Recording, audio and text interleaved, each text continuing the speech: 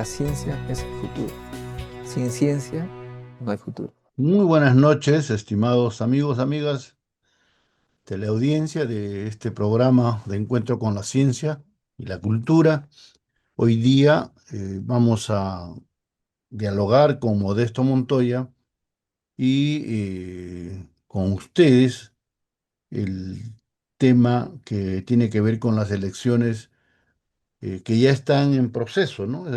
Ya vivimos un ambiente preelectoral, eh, pero con la peculiaridad que se da en un contexto de desaliento, ¿no? De poco ánimo electoral propiamente, o sea, hay una tremenda dispersión, hay como 40 organizaciones que van a presentarse al proceso electoral, no hay candidaturas por el momento que estén ya, que tengan una preferencia por el electorado.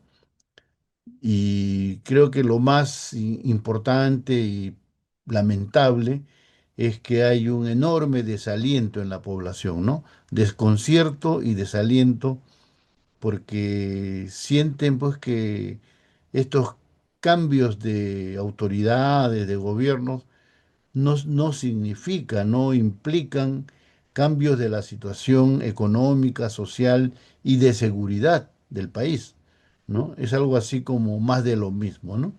Entonces, ese es el contexto que tenemos que enfrentar. Como ustedes saben,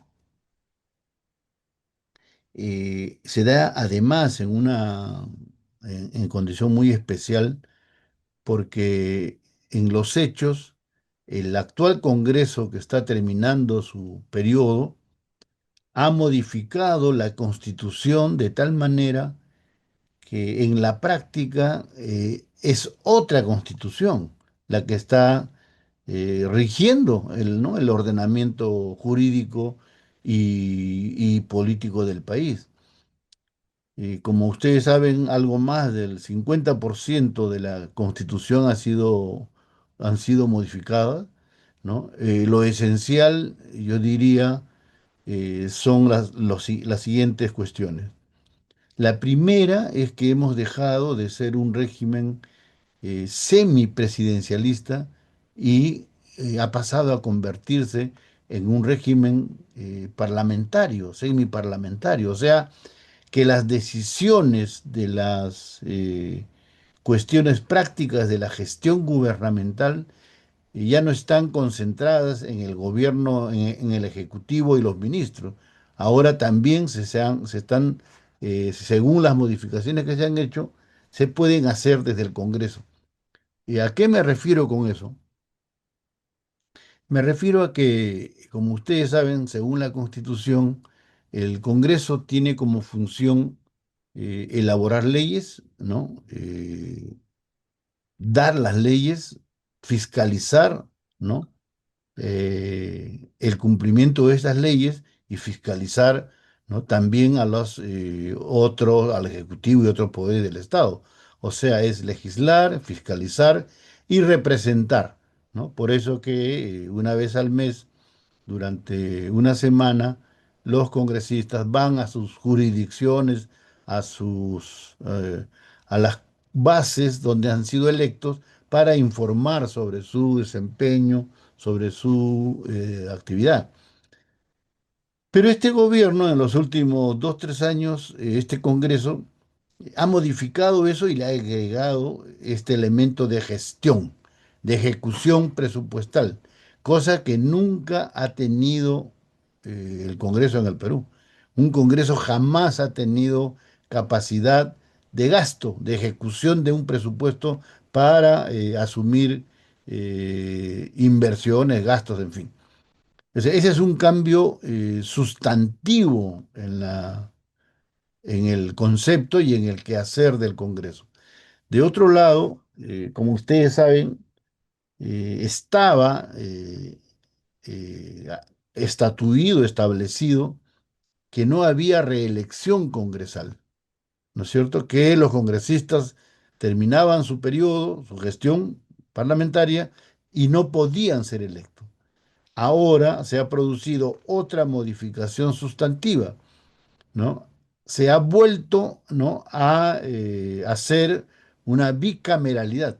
Como ustedes saben, con la Constitución de 1993 se eliminaron, ¿no?, la Cámara de Senadores y solamente quedó una instancia, que era el Parlamento, ¿no? Porque antes había, como ustedes recuerdan, Cámara de Diputados y de Senadores, ¿no? Y eso se eliminó porque según los que diseñaron y elaboraron la ley de 1993, eso implicaba erosión, ¿no?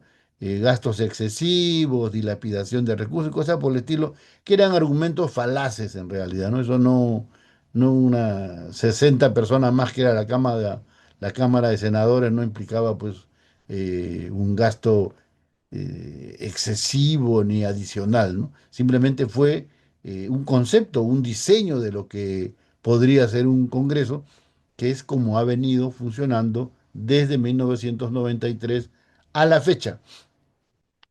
A partir del 2026 van a haber nuevamente dos cámaras, ¿no? Hay una Cámara de Senadores y una Cámara de Diputados. Ahora, lo interesante, para ver la banalidad y la simpleza, ¿no? Con que se asumen y se toman las cuestiones políticas en el Perú, la razón principal por la cual este Congreso nuevamente crea una Cámara de Senadores no es por un diseño de funcionamiento o de eficiencia del Congreso. Ha sido básicamente para poder escamotear y sacarle la vuelta a ese ordenamiento que señalaba que los congresistas no pueden ser reelectos, que solamente tenían la posibilidad de hacer un ejercicio, ¿no es cierto? Y no podían ser reelectos inmediatamente para otro ejercicio más.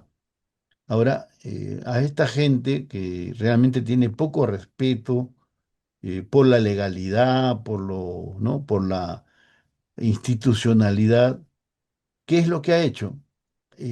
Ha creado ahora la Cámara de Senadores. ¿Con qué propósito? ¿Para qué? Para decir que los congresistas ya no pueden ser reelectos en la Cámara de Diputados. Ahora, el que quiere continuar siendo parlamentario va a postular a la Cámara de Senadores. En otras palabras, para sacarle la vuelta al actual ordenamiento, ¿no?, que prohíbe la reelección, ¿no es cierto?, de un congresista, ahora sí va a poder ser reelecto, pero para senadores. O sea, va a poder continuar siendo congresista, pero ya no como diputado, sino como senador. Entonces, todas esas modificaciones son modificaciones de fondo, ¿no es cierto? Porque inclusive esto último contraviene lo que fue resultado de un referéndum, ¿no? Hace 5 o 6 años, ¿no? Y es el referéndum quien dijo que no debería haber reelección y cosas por el estilo. Entonces, en ese contexto, ¿no?, de desmadre, de desorden, de caos y de corrupción, ¿no?, generalizada, vamos a entrar, ¿no?, a las nuevas elecciones del 2026. No se puede hacer una evaluación, un comentario sobre la situación, ¿no?, de los órganos de gobierno sin mencionar y poner en su verdadera dimensión la corrupción. Como ustedes saben, ¿hace cuánto? Casi un año, ¿no es cierto? Se produjo el- el- la denuncia y se hizo público que se había organizado una red de prostitución en el Congreso, ¿no es cierto?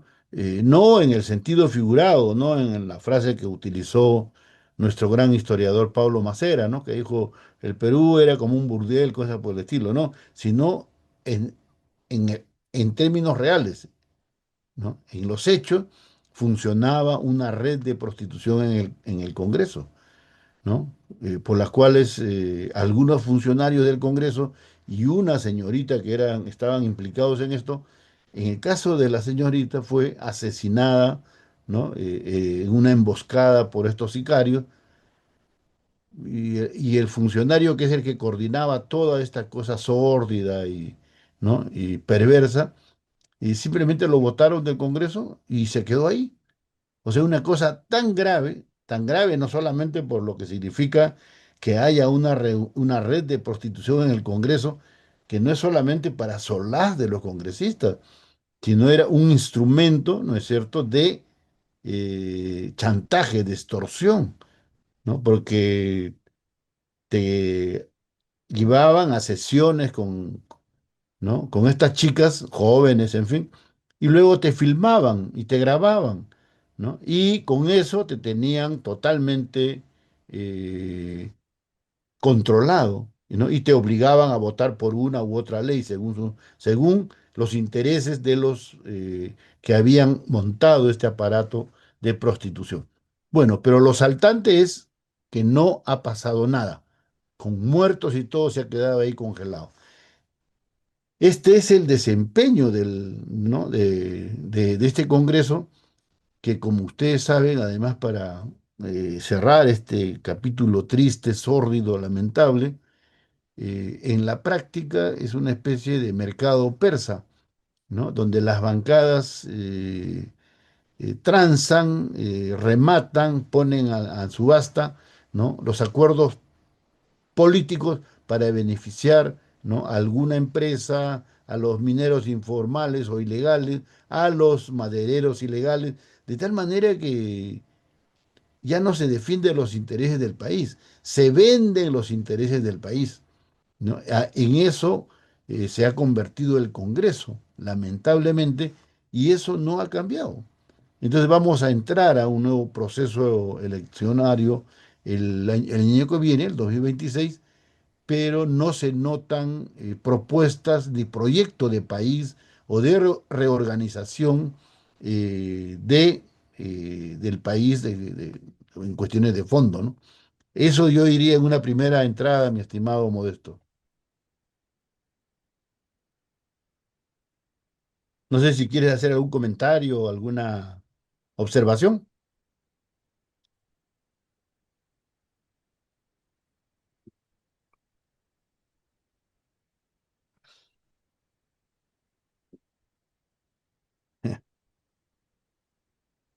Hay una pregunta acá de uno de nuestros televidentes que dice, ¿a qué se debe la multiplicidad de partidos?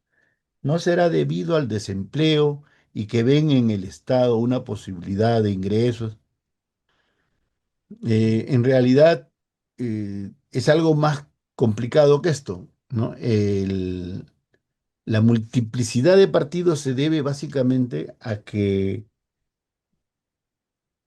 han desaparecido los que eran los partidos que representaban a grandes sectores, ¿no? A grandes segmentos de la sociedad.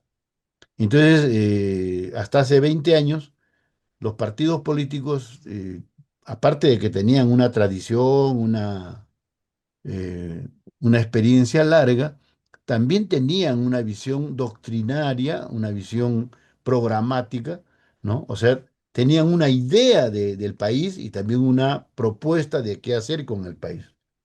Pero en los últimos 25 años, eso ha cambiado para mal.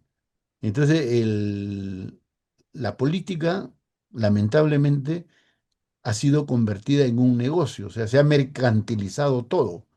O sea, no solamente que la lógica del mercado predomina, ¿no es cierto?, en la sociedad, sino que también se ha introducido y capturado a la política.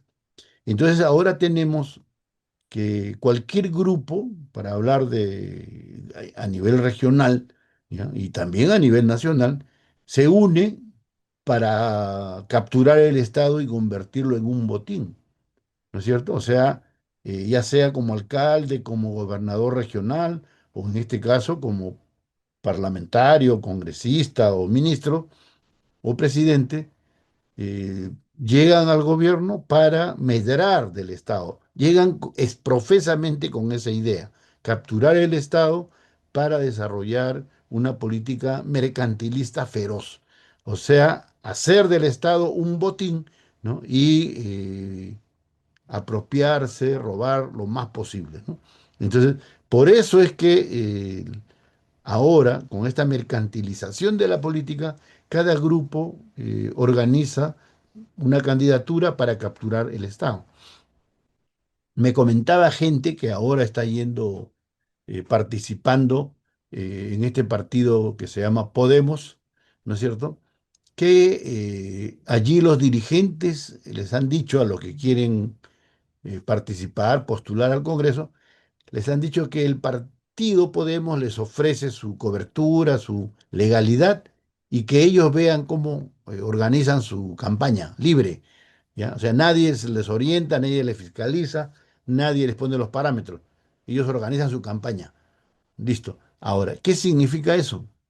Que es puerta abierta para que en una municipalidad, en una región, ¿no es cierto? Nos reunamos, o sea, gente que quiere hacer lo que les he dicho, medrar, y en otros casos, gente que invierte, ¿no? Dinero mal habido, o sea, dinero en narcotráfico, de la minería ilegal, ¿no? De los madereros ilegales, para tener su representante en el Congreso.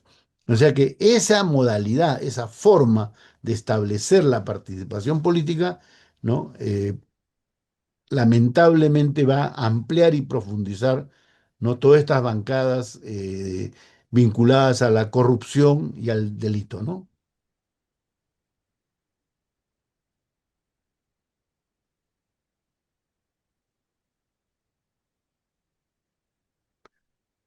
Bueno, hay que hacer, acá la pregunta dice, se dice que los que han gobernado desde diciembre del 2022 son los partidos de un supuesto pacto. ¿Qué bases se tiene para afirmar tal cosa? Y bueno, si se mira con un poco de atención cómo se ha manejado la cosa pública, cómo se ha buscado atender, ¿no? Los proyectos prioritarios, las necesidades más importantes, para poner en primer lugar un tema que agobia, ¿no? Que tiene profundamente angustiado a toda la sociedad peruana, el crimen, la violencia, el delito. Ustedes saben que ha habido en algunos momentos intentos, ¿no? de reaccionar, de responder eh, con políticas de seguridad, persiguiendo a algunos criminales, ¿no? Algunos delincuentes. Pero en febrero del 2022 se produce una alianza en el Congreso, una alianza entre la fuerza del Fujimorismo, la bancada serronista y la gente de Alianza para el Progreso de Acuña, y bloquean, ¿no? Las acciones contra la corrupción. O sea, hacen un pacto pro impunidad. ¿Y qué significa ese pacto pro impunidad? ¿En qué se basa? ¿En qué se expresa? Por ejemplo, en que debilitan, ¿no? Todo lo que fue los alcances de los colaboradores eficaces, porque en ese primer momento de cierto impulso anticorrupción, la colaboración eficaz se estaba convirtiendo en un arma poderosa, potente, para desarmar las redes y las fuerzas de corrupción. En febrero, hacia mediados de febrero del 22, estas fuerzas se juntan y hacen una propuesta para bloquear y para limitar, debilitar el efecto de la colaboración eficaz. Primer lugar. En segundo lugar, luego han hecho igualmente un debilitamiento, ¿no? de esta lucha que era contra la corrupción, que era severa contra lo que llamaban crimen organizado, ¿no? A los que se catalogaba de que era una fuerza organizada, recibía una sanción más dura. igual a los que se consideraban jefes, ¿no? O líderes de bandas organizadas, tenían una sanción mayor. Eso igualmente ha sido debilitado, ha sido neutralizado. Y en tercer lugar, también hay otra cosa que es terrible, ¿no? Porque la ley permitía, ¿no? la inmovilización y la confiscación de bienes, ¿no? De gente al que se le acusaba de corrupto. Y por lo tanto, esos bienes que eran producto de la acción delictiva criminal, ¿no? Había un trámite por el cual podía ser confiscada y recuperada por el Estado. También eso ha sido debilitado. También eso ha sido ahora limitado, ¿no? Entonces, si ustedes se dan cuenta, lo que ha sucedido de esta campaña, esa alianza, ¿no? Del Fujimorismo, Alianza para el Progreso, y el serronismo, ¿ya? Esas tres fuerzas han debilitado toda la lucha anticorrupción.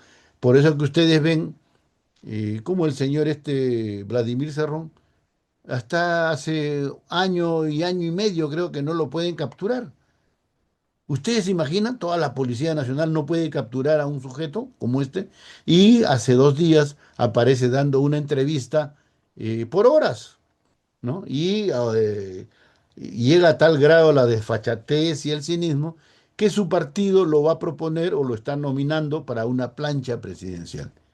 Igual, en todo ese lapso de un año más o menos, el hermano de la expresidenta Dina Boluarte, que algunos decían como que era el principal operador, ¿no? El poder detrás del trono que gobernaba con Dina, ha estado perseguido y no hallado. Entonces, cuando las más altas esferas del poder político, ¿no es cierto?, intervienen, ¿no es cierto?, bloquean la acción de la policía, de las fuerzas de seguridad, ¿qué efecto tiene esa fuerza frente a la sociedad?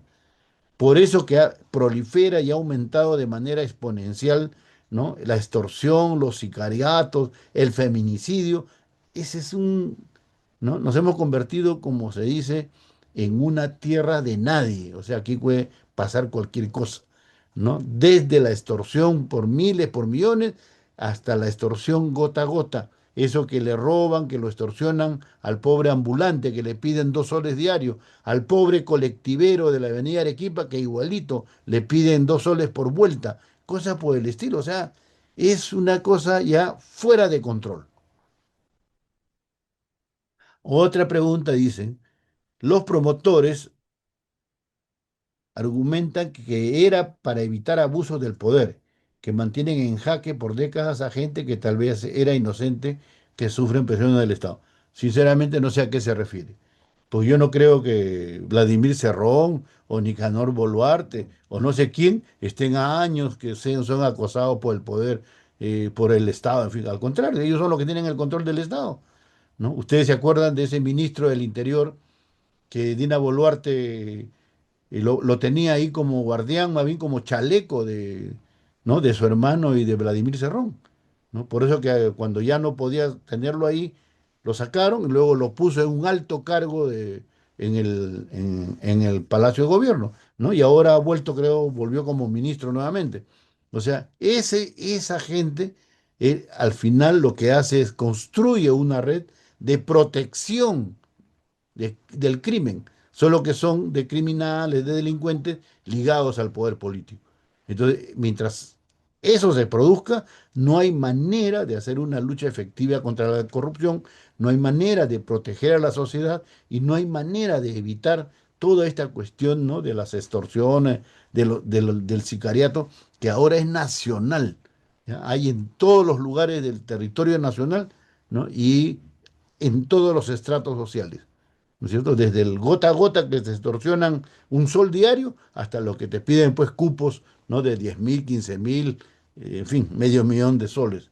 O sea, todo esto es lo que existe en nuestro país de manera incontrolable, ¿no?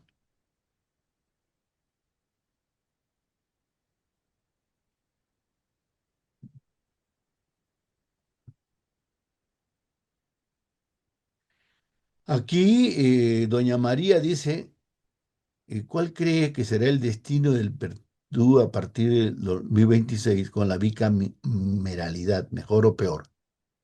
Como les he mencionado, lo triste, lo lamentable, es que esta modificación de la estructura congresal, ¿no? Que es volver a dos cámaras, una de diputados, una de senadores, se ha hecho por las razones más, ¿no? Más banales, no más pobres. ¿Cuál es la principal razón para que se haga nuevamente la Cámara de Senadores? Para que los congresistas que quieran continuar en el Congreso como parlamentarios, como ya no podían continuar en la Cámara actual, han creado la Cámara de Senadores porque dicen que ahí sí pueden, ya no es una reelección, es un juego casi de palabras, ¿no? No es reelección porque no va a volver a la, ¿no? a la Cámara de Diputados, puedo decir, ahora va a ir a senador. Entonces ya no es reelección. Pero en realidad eso, ¿no? es una media verdad falaz, ¿no? Porque simplemente va a seguir en el Congreso con todo lo que eso significa. No solamente la gollería, ¿no? Los beneficios, los sueldos, los viajes, etcétera, sino los grandes negocios. En realidad, ahora los que llegan al Congreso llegan para hacer lobbies, ¿no es cierto? Llegan para defender a tal sector, un sector a las universidades privadas, porque ustedes saben que Podemos, ¿no? es del señor Pepe Luna, que tiene sus universidades privadas. No hablemos de Alianza para el Progreso, que es la del señor Acuña, que tiene César Vallejo y toda una corporación de universidades. Esa es la bancada de las universidades privadas. Por eso que el Congreso hace y deshace con la SUNEDU. Le quitó todo el impulso ¿no? de verificación, de certificación seria de la educación superior y lo ha convertido ahora en un terreno igual de negociación, ¿no? Donde negocian todas estas bancadas que tienen sus universidades. Y luego ya están las bancadas que son patrocinadas pues, por los mineros ilegales, ¿no? que piden que se amplíe el Reinfor, que se amplíe, ¿no? los beneficios, la posibilidad de que siga desarrollándose la minería informal, o se protege y se debilita, ¿no? las leyes que cautelan los intereses de los pueblos indígenas de la zona de la Amazonía, y se desarrolla así a voluntad, ¿no? Una actividad depredatoria de la Amazonía donde trafican con, ¿no? con todos los bosques, con todos los árboles. Entonces, lamentablemente para eso es que se ha constituido esta nueva Cámara y para seguir y ampliar, ¿no? el radio de la negociación, de los lobbies de corrupción. Lamentablemente, mi estimada María.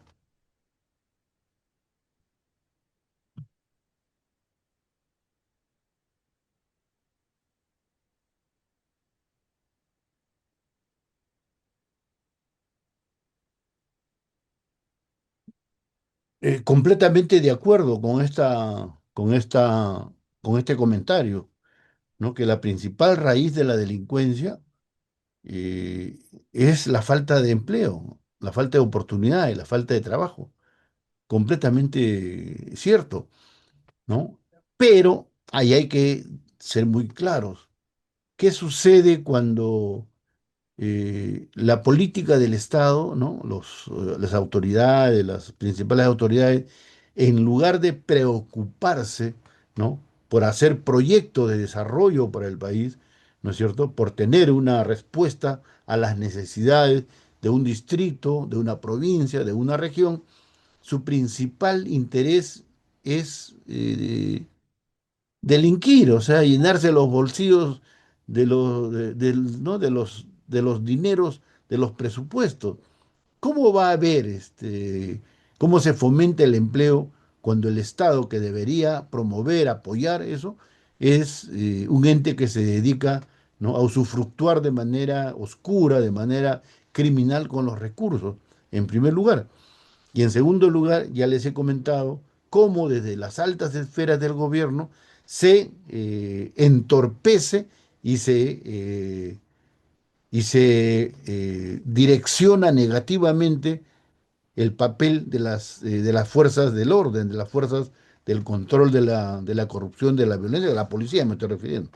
Y en tercer lugar, es evidente y es claro que muchas de estas cosas, sobre todo lo que tiene que ver con extorsiones, sicariato, narcotráfico, ¿no? Minería ilegal, no se puede combatir como está haciendo ahora el actual presidente, que sale, ¿no? con 5 o 6 carros, con 20 30 policías. Y toma la foto, le toman foto diciendo que fue a la cárcel, que fue a, ¿no? que a tal lugar donde están los delincuentes. Eso no tendría que ser ni Superman, pues, ¿no? Porque tendría que moverse cada 5 minutos por todo el país con las bandas para ¿no? Atraparlos, encarcelarlos. ¿Qué cosa es lo que no hay? Aparte de la organización y del espíritu, ¿no? De moral, ¿no? De la autoridad en la policía, ¿qué es lo que no hay? Inteligencia.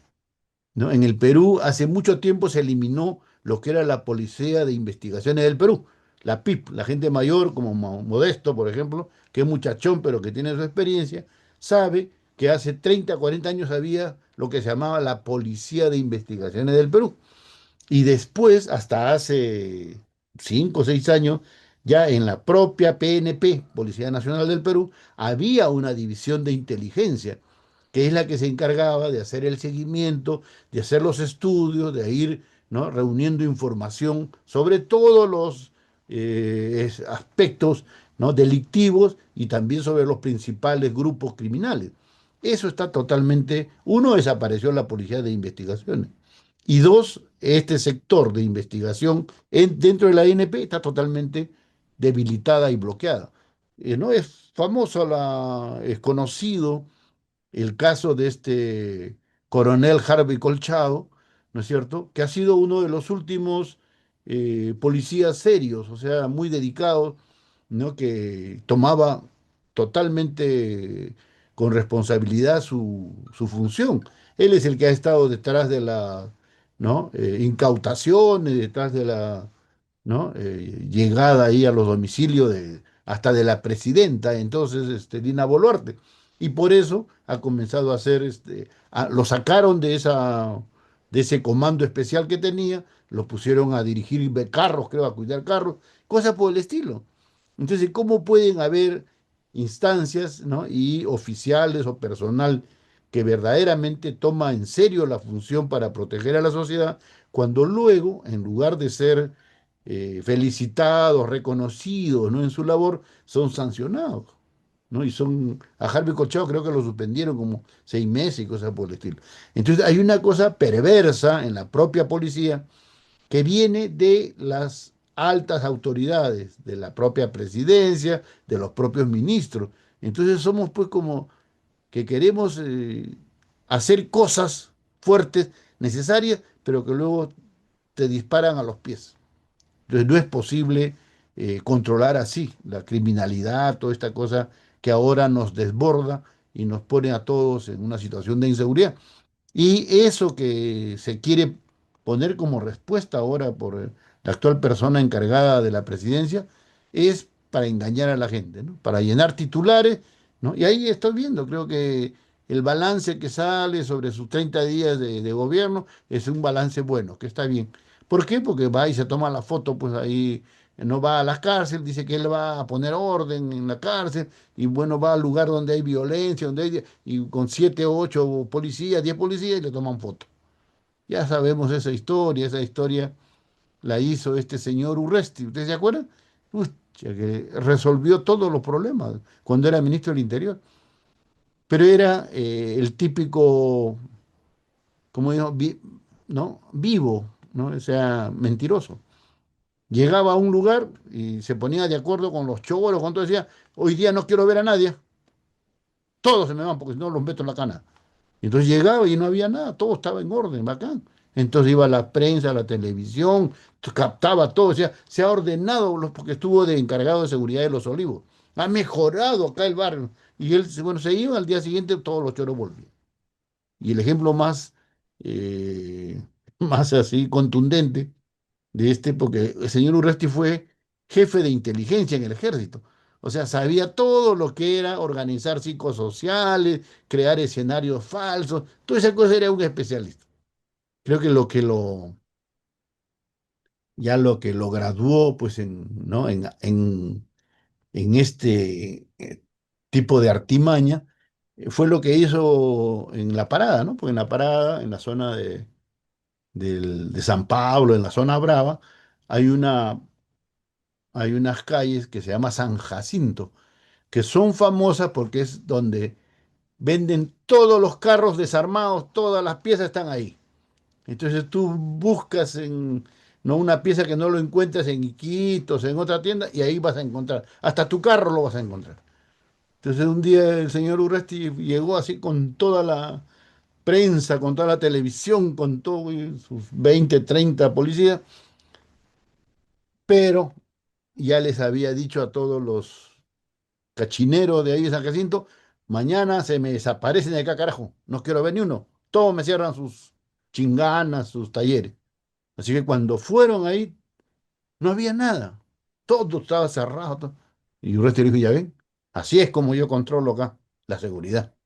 Se fueron y al día siguiente todo San Jacinto estaba funcionando. O sea, no es mentira, vayan ustedes, los que sean más curiosos, ¿no? Los que menos crédulos, vayan y a la parada y pregunten, ¿dónde queda San Jacinto? Y lo van a ver funcionando. Más fuerte que antes todavía. Entonces, eso es lo que se está haciendo ahora, ¿no? Igualito, este señor encargado de la presidencia monta escenarios, ¿no? Hace cosas efectistas para crearle transitoriamente, circunstancialmente, esa sensación de alivio a la gente, ¿no? Pero es un gran daño, porque nos engaña, entonces la gente cree eso y baja la guardia y luego es víctima de la criminalidad, de los asaltos, del sicariato, ¿no?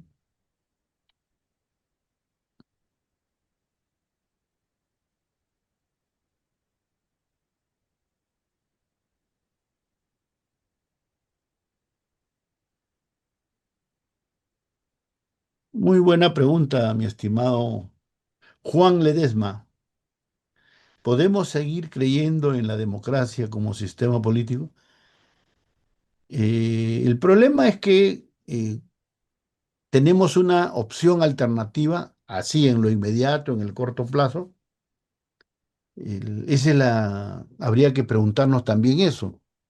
Y de acuerdo a cómo vemos, a lo que vemos, y no es posible un sistema político alternativo. Lo que habría que hacer es tratar de que esta democracia, ¿no es cierto?, como la conocemos, mejore, funcione mejor. Y para eso no depende tanto ¿no? De las leyes, de los procedimientos, eh, ¿no? De los reglamentos. Depende de la gente, de las personas que lo ponemos como autoridades, como en los cargos más importantes. Porque igual podríamos cambiar, ¿no? A otro sistema político. Si tenemos la misma gente, ¿qué cosa cambiaría? Los nombres, ¿no? Las personas pensarían lo mismo, harían lo mismo. Entonces, ¿qué es a qué nos está llevando esa pregunta muy sensata del amigo?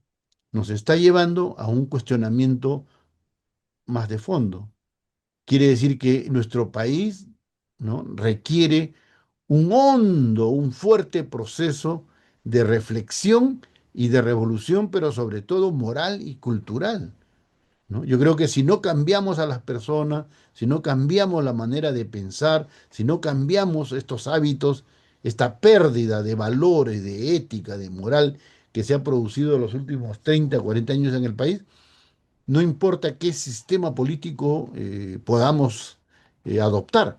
Con esa gente tendremos los mismos resultados. Entonces, creo que hay que ponerle prioridad y atención a hacer un proceso de balance profundo, ¿no? De qué está pasando con las organizaciones, con los líderes, con los partidos, para renovarlo de fondo, de raíz, ¿no? Raigalmente, ¿no? Para cambiar esto. Pero empecemos con nuestra manera de pensar y de actuar.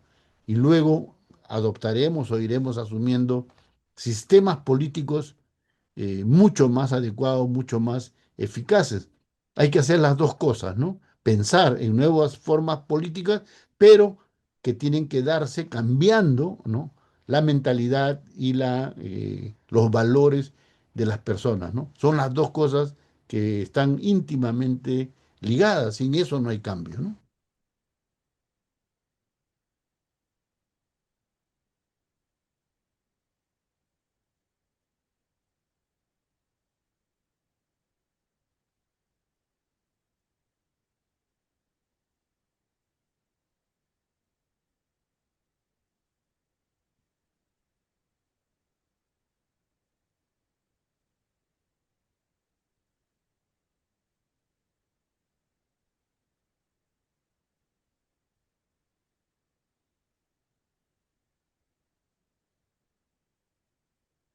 Bueno, aquí hay ya una preocupación, ¿no? Una pregunta sobre el proceso electoral en sí, cómo se captan los adherentes, ¿no? O los votantes para uno u otra organización que va a participar. El, el Jurado Nacional de Elecciones tiene un reglamento, ¿no? De, para todo aquello que se considera dádivas, ¿no? Dádivas entendido como aquellas ofertas, ¿no? O acciones que permiten cambiar la intención de la gente y que apoye a una u otra lista porque recibe algún bien, ¿no? Para su beneficio. En algunos casos es así eh, de la manera más tosca, más grosera, ¿no? Porque no solamente en algunos lugares es famoso, en el caso de Trujillo, las campañas de plata como cancha y cosas por el estilo, donde en los pueblitos sucede eso, estos grupos que tienen dinero mal habido, narcotráfico, minería ilegal, en fin, le dan una cantidad de dinero a cada votante, ¿no? 100, 200 soles por ir a votar a su favor, ¿no? Entonces eso es, no hay ninguna duda, ¿no? Que es un acto de corrupción, es una dádiva. En otros son pues de una manera media disfrazada. No llegan a un pueblito y llevan con un camión, ¿no? Lleno de ollas, lleno de platos, lleno de, ¿no es cierto?, de frazadas, en fin. Entonces, para captar, ¿no es cierto?, la adhesión, el agradecimiento de la gente a partir de esos regalos. También en eso es conocido, y ustedes recordarán los famosos tupper, ¿no? Donde la gente vinculada al fujimorismo, eso, hacían campaña donde prometían a todo el que iba, le daban su tupper, pues, con su pollo, con su pollada, en fin, ¿no? Aparte de darles el pasaje, de pagarles el traslado. Entonces, todos esos son actos, ¿no? De hecho, de corrupción, de compra, ¿no? Del voto, de la adhesión electoral de la gente, ¿no? Ahora, ¿cuánto de eso se puede controlar, se puede fiscalizar y ver? Esa es la pregunta. En ese sentido es bien pertinente la preocupación que ha hecho nuestro amigo, ¿no? Entonces, todo el sistema de control está muy debilitado. Entonces, esas cosas van a suceder de manera muy, muy significativa, ¿no? Creo yo, lamentablemente. Entonces, mucha gente va a votar porque le dan sus 100 soles, porque le dan su tupper, no porque le han regalado su ollita, cosas por el estilo, ¿no? Es muy difícil tener un control eficaz de toda ese sistema, ¿no? De corrupción electoral de hormiga, vamos a decirle, ¿no? Pequeñitos, ¿no? Pero que va, de todas maneras, influye, ¿no? En los resultados.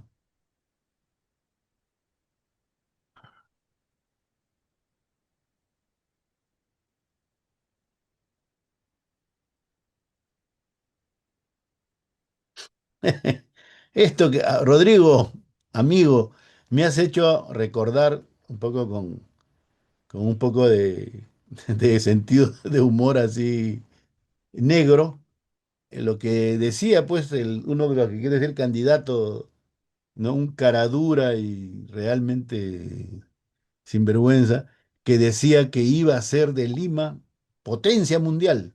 ¿no? Esa es la campaña que hacía ac- el alcalde que ha renunciado hace poco para ser candidato presidencial.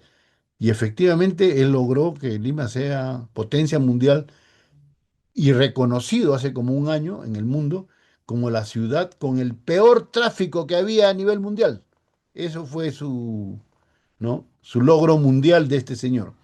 Este, ¿no? Que nos acaba de traer 30, 40 trenes chatarra que ha agarrado y lo tiene colgado, puesto, estacionado ahí, ¿no? Por la muralla. Entonces, este señor es el que hace ese tipo de campaña.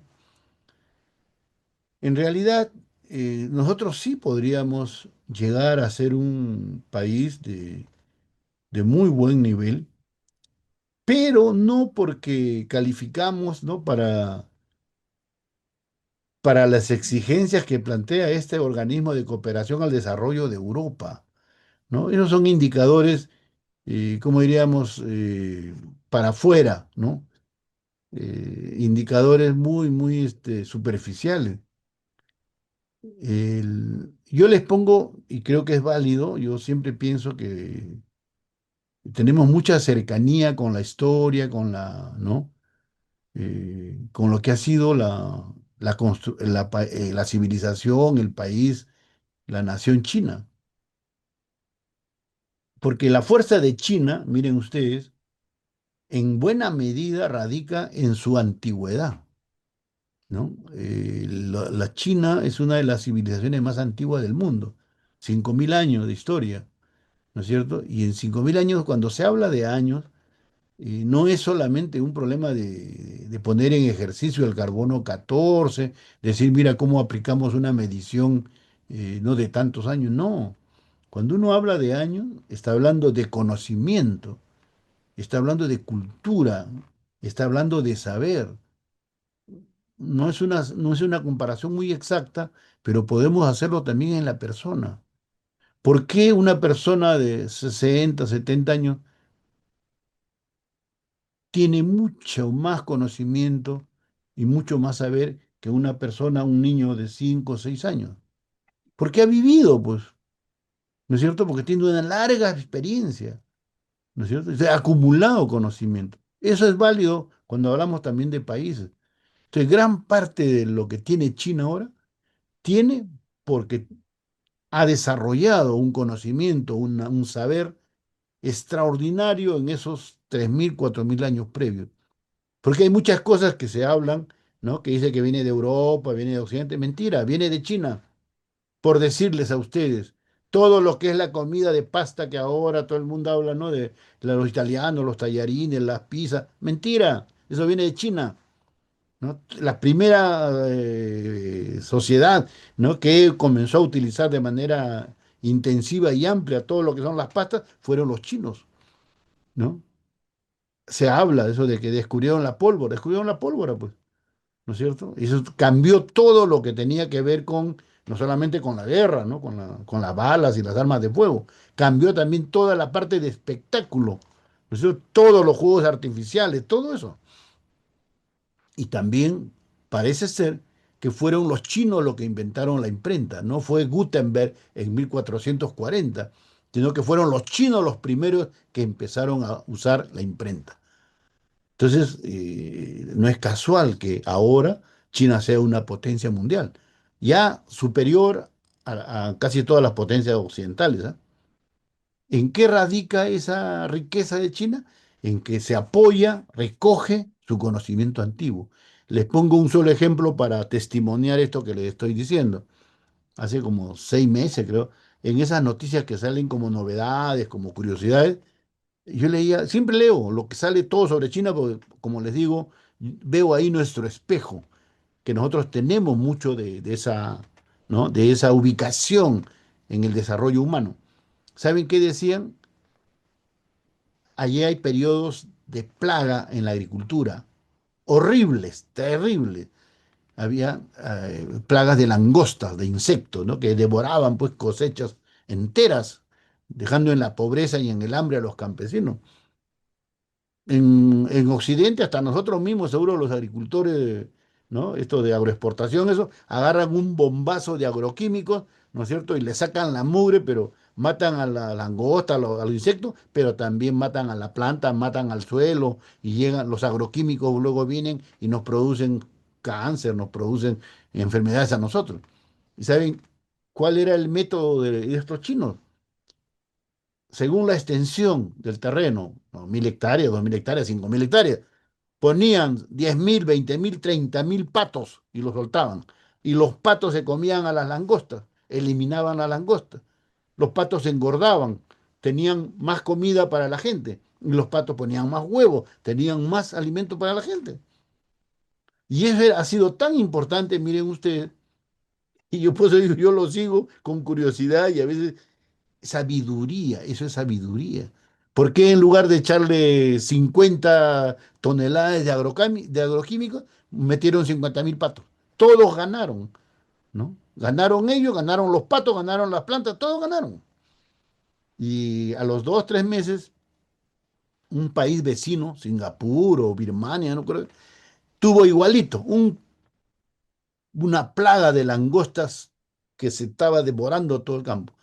Fueron al gobierno chino y le dijeron, queremos que nos apoye, ¿no? Para cómo controlar esta situación de la plaga de langosta. Los chinos agarraron ahí sus 50.000 patos, los llevaron en sus aviones y soltaron a los patos y los patos en una semana se tiraron a todas las langostas. ¿Qué les estoy diciendo con eso? No solamente que la antigüedad produce gran sabiduría, tenemos una acumulación, sino les estoy diciendo qué inteligente es un pueblo, una sociedad, que puede tener el más alto nivel de desarrollo tecnológico, pero que a la vez sabe rescatar sus técnicas tradicionales que funcionan para determinadas cosas. ¿Se dan cuenta? No es el fatuo, el superficial que dice, no, esos son antigüedades, eso ya no sé. No, también cosas antiguas pueden ser eficientes, eficaces y ser benefactoras. Entonces, no hay un pueblo, una sociedad más inteligente y con más eficiencia en el manejo de la vida que aquel que sabe combinar lo antiguo, ¿no es cierto?, que ha funcionado y que puede funcionar con lo más moderno. Eso es lo que nosotros tenemos que rescatar en el Perú. Nosotros tenemos saberes extraordinarios. Ustedes saben que más o menos el 40, 45% de todo el territorio cultivado en el Perú antiguo, ¿no? Eran esa andenería en los cerros, ¿no? Fueron capaces de domesticar a los cerros y sembraban en los cerros, crearon andenes. Eso se destruyó y ahora funcionará, no sé, 7, 8%. Y eso igualmente puede volver a hacerse. ¿Por qué no? Los grandes sistemas de ingeniería hidráulica. Ustedes saben que Los Moches, esa es la tierra de Modesto Montoya, en La Libertad, no él es menos andino, pero lo que se desarrolló en la costa con los mochicas y los chimú, se desarrollaron gracias a que tuvieron, bueno, ustedes saben que las tierras de La Libertad de Cartavio son de las tierras más ricas y productivas a nivel mundial, ¿no? Solamente en Ucrania, en otro lugar, hay tierras iguales o superiores. Pero a nivel mundial, esas tierras de Valle de Cartavio son de altísima productividad, de alta riqueza. Sobre esa tierra tan productiva, con tanta calidad, los mochicas construyeron el sistema de irrigación más avanzado del Perú antiguo. Entonces, imagínense regar todo eso, ¿no es cierto?, de tierra tan fértil. Por eso que los mochicas llegaron a ser lo que sabemos, pues, la sociedad prehispánica más avanzada y más rica de la costa peruana, ¿no? No hubo. Por eso cuando ustedes ven, ¿no?, todas las riquezas del señor de Zipán, la señora de Cao, ¿qué cosa, de dónde crees que sale? Sale porque lo excava la tierra y sale el oro, salen ¿no? Todas esas figuras, esa cerámica, esa orfebrería. No, es porque una sociedad muy rica llegó a tener una gran, ¿no?, capacidad tecnológica y productiva. Fue la sociedad más, más hedonista por eso, ¿no? Ustedes saben que los andinos, los incas, las sociedades de la sierra son sociedades austeras, ¿no? Viven en la limitación, ¿no? En lo muy reducido recursos, porque la sierra es dura, ¿no? Las alturas son duras, se requiere mucho esfuerzo para producir la agricultura o los propios animales. En cambio, en la costa, en estos valles, es una cosa ubérrima, ¿no? De una gran producción. Entonces, por eso es que los moches, ustedes miren su historia, no tienen que leerse 10 tomos, miren su cerámica. ¿Cuál es la cerámica en el Perú que tiene las expresiones más bellas de animales, de personas, sobre el sexo, ¿no? Eso se acuerdan que hace 3 años un alcalde de Moche puso ahí una enorme estatua donde había un moche, una pene gigantesco. Bueno, para los mochicas hablar o trabajar o presentar el sexo era normal, pues, ¿no? Era parte de su vida. Y también ellos tienen una serie de representaciones sexuales, eróticas. ¿Por qué? Porque es una sociedad hedonista, vivió, ¿no? Gozoso, porque tenía mucha riqueza. Entonces, nosotros tenemos todo eso. Entonces, como les digo, eso es lo que nos asemeja a la sociedad china. Antigüedad, con mucho conocimiento, solo que acá, lamentablemente, en lugar de valorarlo, de rescatarlo, lo despreciamos como antiguaya, como cosas de los viejos, de los tontos, por la ignorancia y por el prejuicio.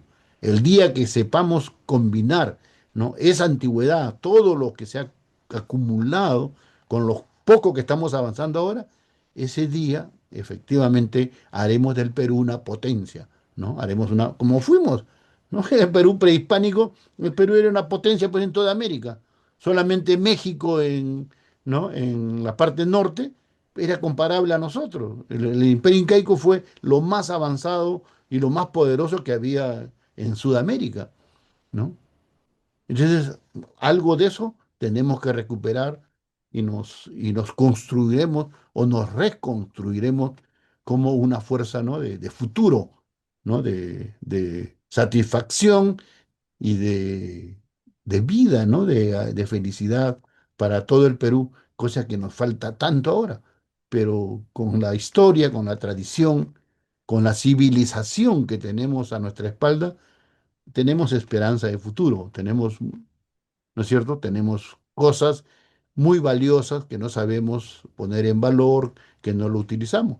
El día que hagamos eso, Perú volverá y resurgirá como una potencia que ha sido en la historia de América, ¿no? Muchas gracias, Modesto, no te duermas, ha sido un día de muy bonito diálogo, seguiremos conversando.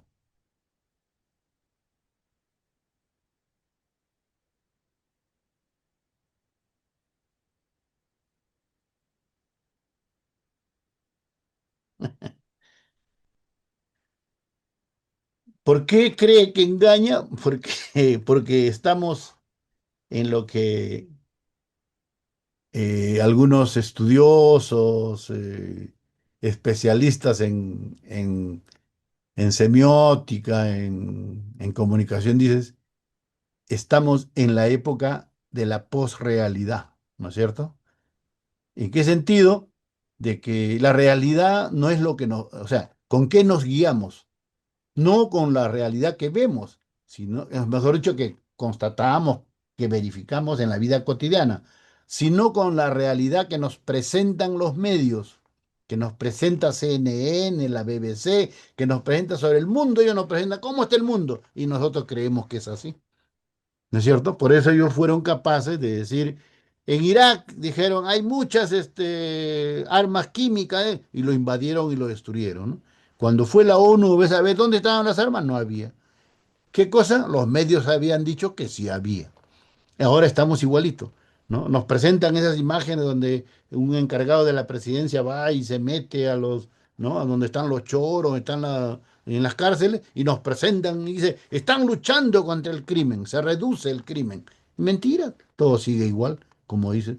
La parte final no leí la última parte pequeña que había, en la última línea. ¿Puedes ponerlo? No lo veo yo aquí, Modesto. Bueno, ahí había algo sobre la democracia liberal, creo, pero ya no lo tengo que sea. se ha eliminado. Bueno, eso es, creo que tenemos muchas cosas que rescatar, muchas cosas que revalorar, tenemos que volver a nuestra historia, ¿no? Todas las cosas valiosas que tenemos en ¿no? En nuestra historia, en nuestro pasado, ¿no?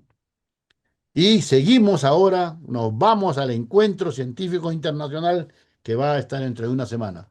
Muy buenas noches, ha sido siempre grato conversar con Modesto y con todos ustedes, estimados televidentes. Seguiremos en ¿no? Gesta, en este compromiso con la ciencia, con la cultura y con el Perú, porque todo esto es por hacer un mejor Perú. ¡Ay! La ciencia es el futuro. Sin ciencia no hay futuro.